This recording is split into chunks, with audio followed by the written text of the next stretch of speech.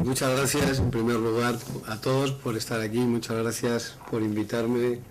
gracias a Paolo, gracias a José Manuel, gracias Lorenzo. Yo voy a intentar también ser brevísimo, ¿no? A mí me pasa lo contrario que a Gabriel, y es que yo no soy experto en niños ni en educación, un poco en comunicación, pero esto me recuerda siempre a aquello que le pasó a Charles Dickens, que fue a una fiesta y conoció a un señor que se lo presentaba como experto en metafísica china, y Charles Dickens estaba muy intrigado de que alguien fuera experto en una materia tan ignota como la metafísica china. Intentó toda la noche hablar con él, sin éxito seguramente, porque al ser experto en metafísica china, pues todo el mundo quería hablar con él en esa fiesta, y al final, cuando acaba, consigue acorralarle en una esquina y le dice: perdone, yo tengo una gran curiosidad, ¿cómo ha conseguido ser usted experto en metafísica china? Y el señor le dijo: bueno, no es difícil, yo leí una vez un libro sobre metafísica, luego leí otra vez un libro sobre China y simplemente he cruzado la información.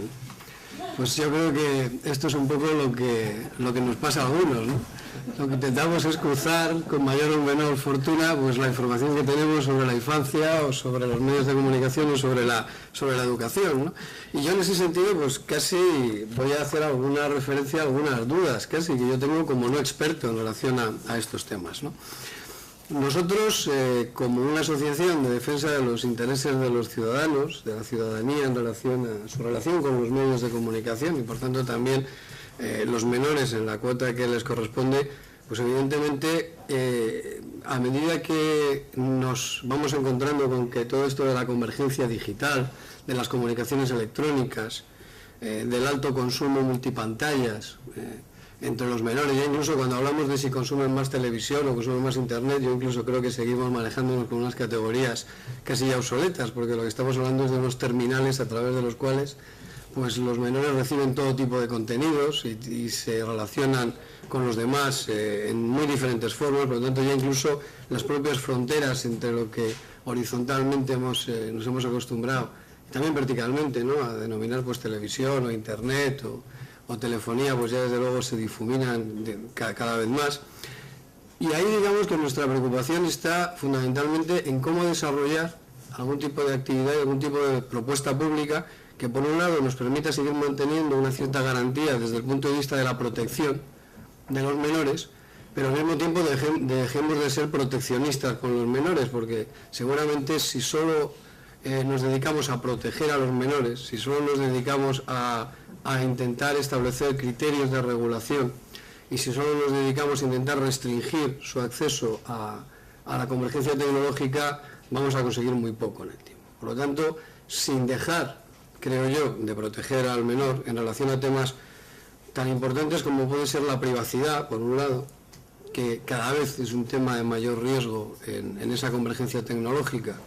y desde luego el acceso a contenidos inadecuados o a contenidos nocivos para los menores. Sin dejar de hacer eso, deberíamos ir al mismo tiempo cambiando el paso e intentar ayudar a los menores a ser autosuficientes, a proveerles de habilidades suficientes como para que puedan manejarse responsable y eficazmente en ese entorno de convergencia tecnológica, ¿no? Yo creo que en ese sentido que debemos evidentemente seguir haciendo una reflexión sobre las necesidades intervencionistas. Yo creo que en este sentido la propia directiva de servicios de medios audiovisuales de algún modo fue un fracaso, digamos, en su propio objetivo, en su propio scoop, ¿no? Empieza siendo casi un proyecto de hacer un gran marco de regulación en las comunicaciones electrónicas y acaba siendo un poquito más de lo que era la directiva de Televisión Sin Fronteras. Acaba referenciándose fundamentalmente al concepto de operador, que es un concepto, yo insisto en que cada vez más obsoleto, y sí, acaba entrando un poco en eso que llama servicios no lineales, pero de una manera yo creo que muy alicorta. Y por otro lado seguimos teniendo un paquete telecom que, bueno, ahora afortunadamente pues digamos se ha liberado, ¿no?, y por lo tanto va a poder establecer un marco de regulación y un marco de protección importante, pero yo creo que todavía seguimos funcionando con un criterio divergente en un entorno de convergencia, y por lo tanto ahí yo creo que todavía hay mucho que debamos hacer. En España, precisamente, ahora está en sede parlamentaria, en el Congreso concretamente, la aprobación del proyecto de ley general de la comunicación audiovisual, que entre otras cosas incorpora o debe incorporar al ordenamiento jurídico español esta directiva de servicios de medios audiovisuales, ¿no? Y uno de los aspectos más polémicos está siendo precisamente la protección de los menores, ¿no? Si esa protección de los menores se va a establecer con criterios, digamos, simplemente de cautela horaria, si esa protección de los menores ante contenidos nocivos para los menores va a adecuarse y a compadecerse más con la propia normativa comunitaria, con la propia normativa europea, de tal manera que solo ese tipo de contenidos se difundan a través de lo que se llama servicios a petición, es decir, no solamente comunicación de acceso condicional o con control parental, sino además con petición expresa en vídeo bajo demanda por parte de los usuarios.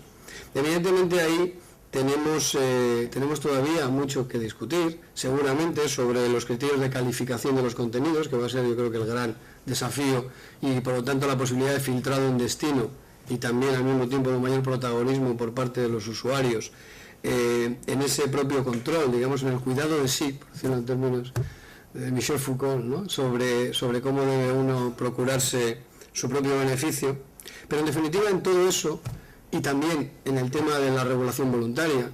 yo también pertenezco a la Comisión Mixta de Seguimiento del Código de Autorregulación, en fin, el fracaso del código no hace falta, era la profecía autocumplida, por otro lado, es decir,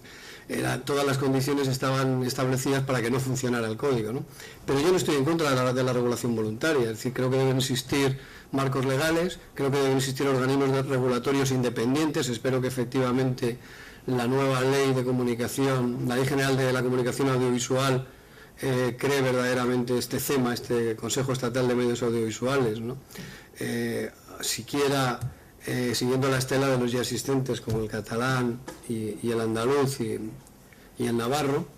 pero yo creo que además de eso efectivamente debemos abocarnos también a la regulación voluntaria. Estamos en un mercado transnacional, estamos en un ámbito global que es el ámbito de la comunicación electrónica, y aunque seamos más partidarios de la corregulación que de la autorregulación en los propios términos en los que lo define la Comisión Europea, es decir, un marco legal, una iniciativa legislativa que después pueda ser desarrollada por el mercado, pero el mercado somos todos, los usuarios y los que proveen de contenidos, pero en todo eso seguimos hablando de los ciudadanos y seguimos hablando de los niños como usuarios receptores, como usuarios pasivos de la comunicación. Pero es que el otro gran avance, la otra gran peculiaridad, como ya se ha puesto aquí de relieve de la comunicación electrónica, es que estos menores pasan a ser también emisores de contenidos. Por lo tanto, hay todo un cuerpo de derechos relacionados con la libertad de expresión, pero también de obligaciones que tienen que ver con la identificación de los contenidos, que tienen que ver con la verificación de esa información, que generan también un cuerpo de derechos y deberes, digamos, de tercera generación, que todos los ciudadanos de forma particular debemos asumir. Mientras que hasta ahora teníamos una clara división, incluso el artículo 20 de la Constitución Española, la propia Convención de los Derechos y la propia Convención de los Derechos del Hombre, incluso la Convención de los Derechos del Niño hace esas diferencias entre quién recibe información y quién difunde información. Ahora son los mismos, en gran medida, ¿no? Los que difunden información y los que la reciben. Y en ese sentido yo creo que es enormemente importante la alfabetización mediática, de lo que también se ha hablado aquí. No solo proteger al menor, sino proveerle de habilidades. Una alfabetización que afortunadamente ya aparecía recogida en la Directiva de Servicios de Medios Audiovisuales, que afortunadamente también aparece recogida en el proyecto de ley de la General de la Comunicación Audiovisual Español, que efectivamente está dando lugar a un proyecto europeo de definición de la alfabetización mediática, pero que fundamentalmente debería orientarse no solo, y con esto quiero acabar, no solo al empoderamiento de esos menores desde el punto de vista de las habilidades tecnológicas. Yo, de lo que he tenido la suerte de escuchar aquí en esta mañana, eso me parece que es enormemente importante. Es decir, creo que uno de los grandes mitos en la convergencia tecnológica, junto a otros muchos que se han señalado aquí, es el mito mecanicista de que el propio desarrollo tecnológico va a suponer un cambio en la estructura social o en el desarrollo de los estilos cognitivos. Y manejarse en la web son mucho más eficaces en el propio manejo de las nuevas tecnologías o en la búsqueda, por ejemplo, a través de Google y de otro tipo de motores que los propios jóvenes. Es decir, los adultos están siendo mucho más eficaces que los jóvenes, insisto, cuando consiguen romper la barrera de entrada tecnológica. ¿Por qué? Pues seguramente porque desde el punto de vista conceptual y formativo estamos mucho más preparados, a pesar de todo, para acceder al significado y al sentido de la comunicación y del conocimiento, ¿no? Y creo que ese es uno de los grandes desafíos. Muchas gracias.